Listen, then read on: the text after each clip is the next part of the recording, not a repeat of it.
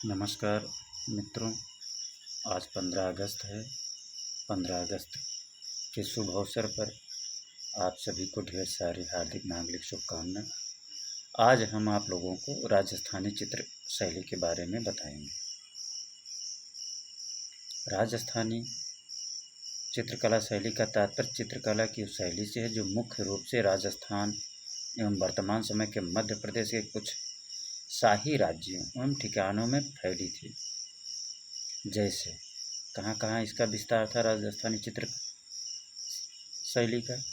मेवाड़, बूंदी, कोटा, जयपुर, बीकानेर, किशनगढ़, जोधपुर, जोधपुर को मारवाड़ भी कहते थे, मालवा, सिरोही आदि ऐसी अन्य प्रमुख रियासतें थीं। 16वीं शताब्दी के मध्य से 19वीं शताब्दी के प्रारंभ के मध्य इस शैली का विकास हुआ। कलाविद आनंद कुमार स्वामी ने 1916 में इसे राजपूत चित्रकला का नाम दिया, क्योंकि इन राज्यों के अधिकांश शासक एवं संरक्षक राजपूत ही थे। उन्होंने यह नामकरण इन चित्रों को उस समय की मुगल चित्र शैली से अलग दिखाने के लिए किया। इसलिए मालवा शैली, जिसमें मध्य भारत की रियासतें, और पहाड़ी शैली भारत के उत्तर पश्चिम हिमालय के पहाड़ी क्षेत्र सम्मिलित हैं, उन्होंने राजपूत शैली के ही अंतर्गत रखा। कुमार स्वामी के अनुसार यह नामकरण चित्र की विदेशी परंपरा का द्योतक है, जो यहाँ मुगलों के आगमन के पूर्व से चली आ रही थी। इसके बाद भारतीय चित्रकला के बारे में काफ़ी शोध हुए और समय के साथ राजपूत शैली शब्द का प्रयोग समाप्त हो गया। उसके स्थान पर इसके लिए अब राजस्थानी शैली और पहाड़ी शैली शब्दों का प्रयोग किया जाता है। अंडरलाइन कैसे होगा?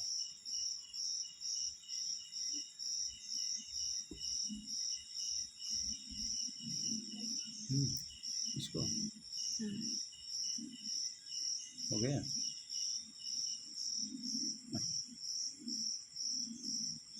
इसको करें, बोलो। हाँ, इससे ऐसे नहीं, अब ऊपर करना है। काट के फिर ऊपर कर दीजिए।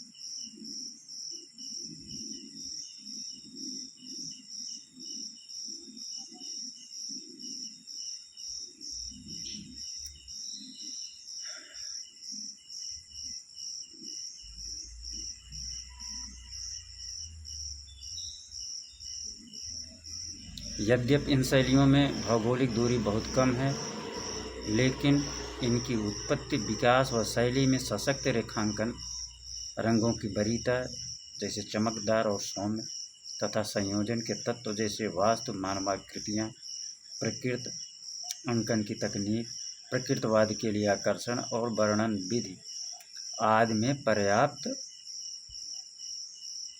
अंकन की तकनीक, प्रकृतवाद के लिए आकर्षण और वर्णन विधि आदि में पर्याप्त अंतर परिलक्षित होता है, और इन्हीं विशेषताओं से वे एक दूसरे से अलग पहचानी जाती हैं। चित्रों का निर्माण सामान्यतः वसली पर किया जाता था। चित्रों का सामान्यतः वसली पर किया जाता था। वसली बनाने की अपनी कला विशिष्ट तकनीक है, जिसमें कागज के पतले पन्नों को गोंद से चिपकाकर आवश्यक मोटाई की वसली तैयार की जाती थी। इस प्रकार तैयार वसली पर काले भूरे रंगों से रेखांकन किया जाता था। तत्पश्चात उसमें आवश्यक रंग भरा जाता था। रंग मुख्य रूप से प्रकृति से प्राप्त खनिज पदार्थों व बहुमूल्य धातुओं जैसे सोना, चांदी से बनाए जाते थे, जिन्हें चिपकाने के लिए गोंद में मिलाया जाता था। ऊंट या गिलहरी के बालों का प्रयोग ब्रश बनाने के लिए किया जाता था।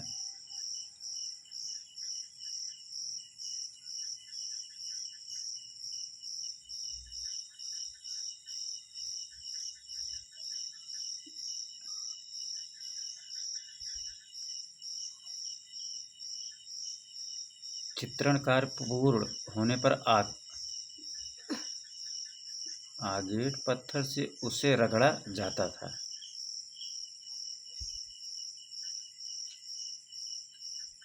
जिससे चित्र की ऊपरी सतह समतल, चमकदार व ओजपूर्ण हो जाती थी। मोटा कैसे होगा?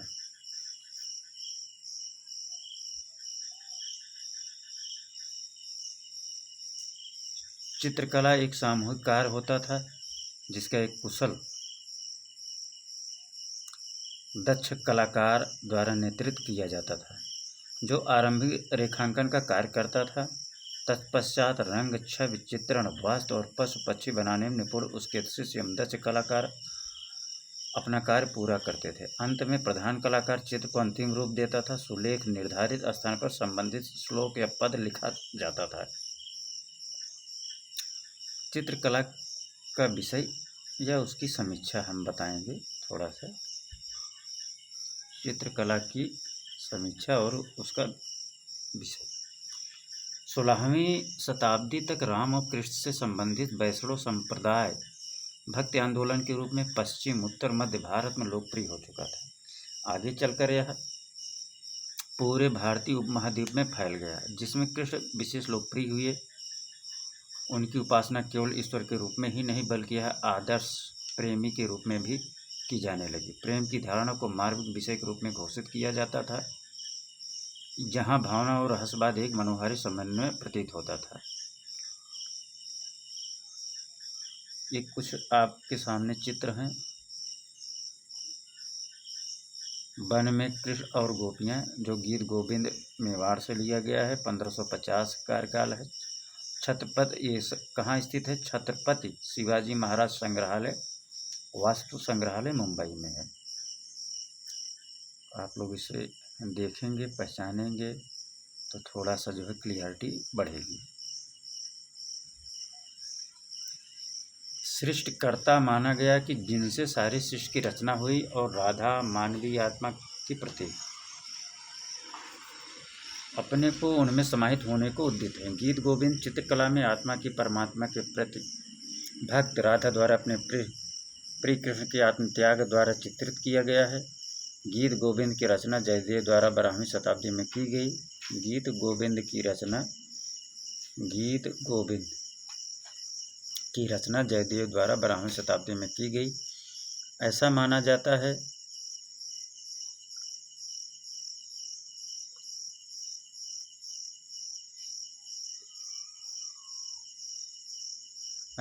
जाता है कि वे बंगाल के राजा लक्ष्मण सेन के दरबारी कवि थे। गीत गोविंद ग्वालों का गीत संस्कृत एक काव्य है जिसमें श्रृंगार रस की प्रधानता है। इसमें राधा कृष्ण के आध्यात्मिक प्रेम को भौतिक रूप में दिखाया गया है। भानुदत्त ने 14वीं शताब्दी में कलाकारों के एक और अन्य प्रिय संस्कृत ग्रंथ रसमंजरी की रचना की। रसमंजरी की रचना 14वीं शताब्दी में किसने करी? भानुदत्त ने करी। किसकी? रसमंजरी की। किसकी करी? रसमंजरी की। जो किस विषय किस भाषा में था? संस्कृत भाषा में। भानुदत्त बिहार के रहने वाले मैथिल ब्राह्मण थे। रसमंजरी का अर्थ है आनंद का गुलदस्ता। रसमंजरी का अर्थ है आनंद का गुलदस्ता। इस संस्कृत ग्रंथ में रसों के वर्णन के साथ साथ नायक एवं नायिका के भेद का भी विवरण मिलता है, जैसे उम्र के अनुसार बाल, तरुण और प्रौढ़, आंगिक विशेषताओं के अनुसार पद्मिनी, चित्रिणी, शंखनी, हस्तनी आदि, भावगत विशेषताओं के अनुसार खंडित, वासक, सज्जा, अभिसारिका व उदका आदि। यद्यपि इस ग्रंथ के कृष्ण का उल्लेख नहीं हुआ, फिर भी चित्रकारों ने उन्हें प्रतिनिधि प्रेमी के रूप में चित्रित किया। रसिक प्रिया का अर्थ रसिक या पारखी को आनंदित करने वाला यह जटिल काव्य विवेचना से परिपूर्ण है, और इसकी रचना अभिजात दरबारियों को सौंदर्य बोध को दीपन के लिए की गई। ब्रजभाषा में रचित रसिक प्रिया के रचनाकार केशवदास थे, जो 1591 में ओरछा के राजा मधुकर शाही के दरबारी कवि थे। रसिक प्रिया में अनेक प्रेरक अवस्थाओं का उल्लेख हुआ है, जैसे प्रेम, मिलन, वियोग, ईर्ष्या, विवाद और इसके परिणाम स्वरूप प्रेमी प्रेमिका में होने वाली अनबन, गुस्सा जैसी अवस्थाओं को अव्यक्त राधा कृष्ण के माध्यम से दर्शाई गई। कविप्रिया केशव दास द्वारा राय परवीन के सम्मान में रचित एक अन्य काव्य है। राय परवीन ओरछा की एक प्रसिद्ध गणिका थी। यह एक प्रेम कथा है, लेकिन इसके 10वें अध्याय में 12 मासा नामक प्रकरण है, जिसमें साल के 12 महीनों जलवायु मौसम का सटीक वर्णन हुआ है। अलग अलग महीनों के मौसम में लोगों के दैनिक जीवन का वर्णन करते हुए उसमें आने वाले त्योहारों का भी उल्लेख किया गया है।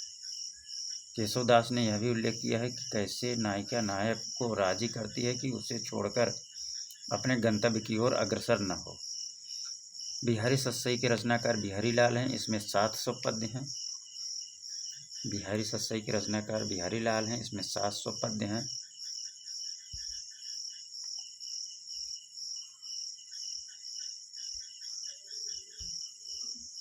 जिनकी रचना सूक्त एवं नैतिक हाजिर जवाबी के रूप में की गई है। ऐसा माना जाता है कि उन्होंने इसकी रचना 1667 ईस्वी के आसपास की।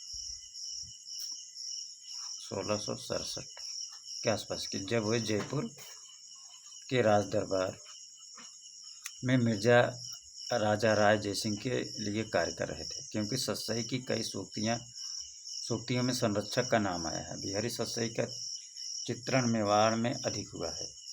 साथ ही साथ पहाड़ी शैली में भी इसका चित्रण हुआ है। रागमाला चित्रकला रागों और रागनियों की चित्रात्मक अभिव्यक्ति है। थोड़ा सा विशेष पॉइंट है, आप लोग इसको देख सकते हैं। इसमें दिया गया एक संगीतज्ञों एवं कवियों द्वारा परंपरागत रूप में रागों को प्रेम एवं भक्ति के प्रसंगों में दैवीय या मानवीय रूप में देखा गया।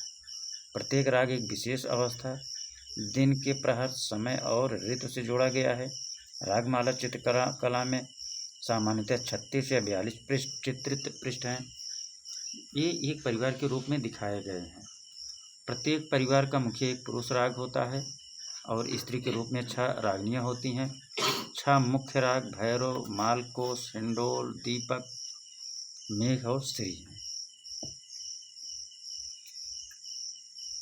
चारण और अन्य प्रेमाख्यान जैसे ढोला मारू, सोने महिवाल, मृगावत, चौर पंचासिका, लौर चंदा जैसे साहित्य भी कलाकारों के प्रिय विषय थे। रामायण, भागवत पुराण, महाभारत, देवी महात्म्य और इस प्रकार के अन्य साहित्य भी सभी शैली के कलाकारों के पसंदीदा विषय थे। इनके अतिरिक्त दरबार के दृश्य एवं ऐतिहासिक घटनाओं पर भी प्रचुर संख्या में चित्र बनाए गए हैं, जिनमें शिकार, युद्ध, विजय उत्सव, वनभोज, नृत्य, संगीत, त्योहार, वैवाहिक उत्सव, राजाओं के छब चित्रण, दरबारी एवं परिवार के सदस्यगण, शहरी जीवन, पक्षियों के चित्र हैं। देखिए, कुछ चौर पंचासिका से लिया गया चित्र है और ये कहाँ संग्रह किया गया है? अहमदाबाद, गुजरात में। मालवा चित्रकला की शैली। अब आपको हम जो है मालवा चित्रकला की शैली नेक्स्ट वीडियो में बताएंगे।